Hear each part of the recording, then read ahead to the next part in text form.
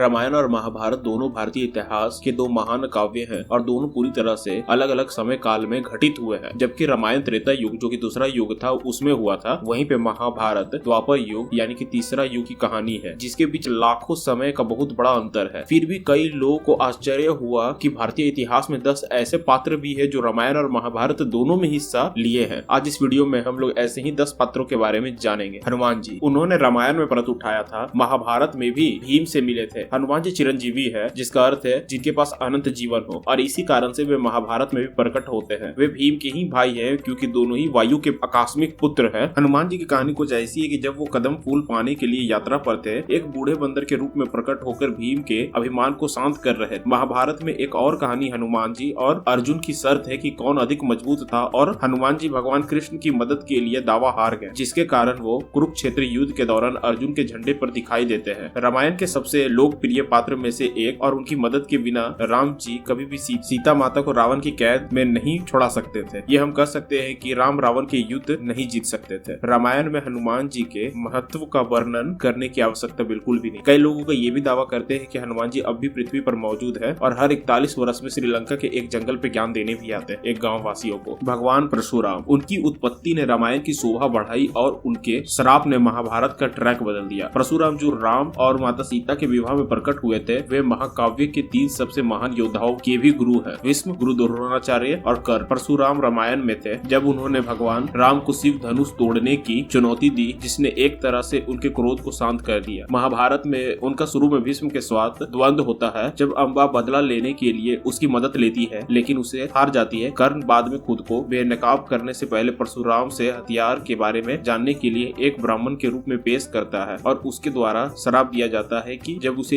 इस ज्ञान की सबसे ज्यादा जरूरत होगी तब उसके हथियार सारे विफल हो जाएंगे और वो मंत्रों को भी भूल जाएंगे। जामवंत, ये वही इंजीनियर है जिसने भारत से लंका तक पुल का निर्माण किया था, जिसे हम लोग आज के टाइम पे राम सेतु के नाम से जानते हैं। जामवंत जो कि भालू थे, रामायण में एक प्रसिद्ध और लोकप्रिय चरित्र है जो रावण के साथ युद्ध लड़ने के लिए राम जी की सेना के प्रमुख में से एक थे। उन्होंने श्री राम और रावण की लड़ाई में मुख्य भूमिका निभाई और रावण के खिलाफ राम जी को जीत में सक्रिय भूमिका निभाई। वो कई मामलों में सबसे आगे थे और हिंदुओं में उनकी पहचान है कि वो शायद बंदरों की सेना में अकेले भालू थे।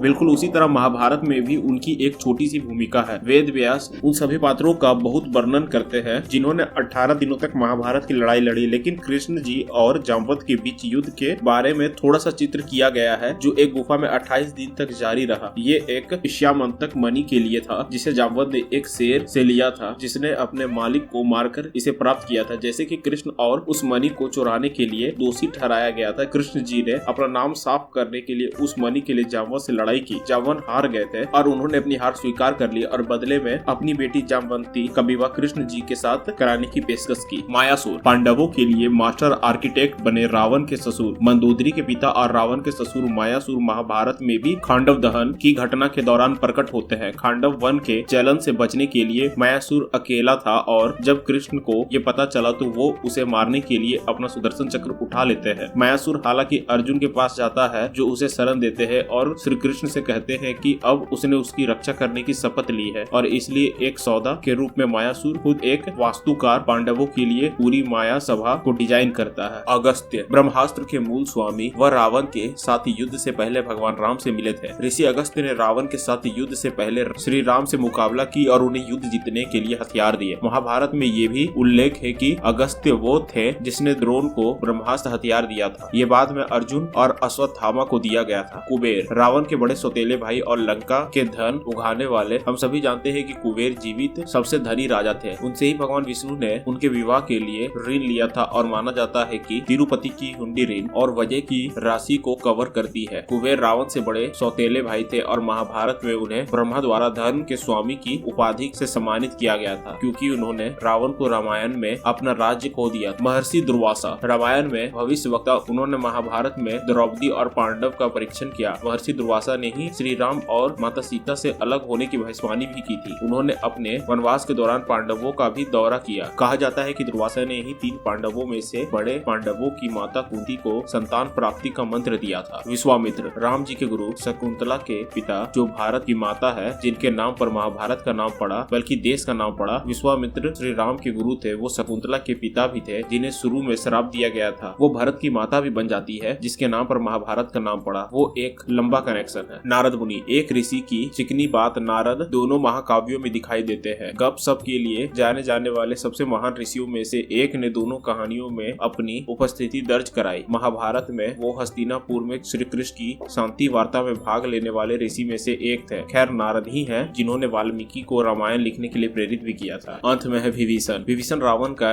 एक और भाई था। विभीषण रावण का भाई था, जो युद्ध के दौरान श्री राम के पक्ष ले लेता है। भले ही युद्ध के बाद उन्होंने लंका के राजा का ताज विभीषण को ही पहनाया, लेकिन वे जानते थे कि उन्हें विश्वासघात की कीमत चुकानी पड़ेगी। तो महाभारत में जब युधिष्ठिर ने अपनी सेना लंका भेजी, तो विभीषण ने तुरंत अधिग्रह स्वीकार कर लिया और गहने भी भेजे। तो ये थी वो कुछ पर्सनैलिटी जो रामायण काल से महाभारत काल तक जिंदा थे। इनके अलावा अगर आपको भी कोई नाम पता है तो कमेंट करके जरूर बताइए, और इस वीडियो को लाइक एंड शेयर करना ना भूलें। इसी तरह के इंटरेस्टिंग वीडियो देखने के लिए सब्सक्राइब टू आवर चैनल हम सब जानते हैं।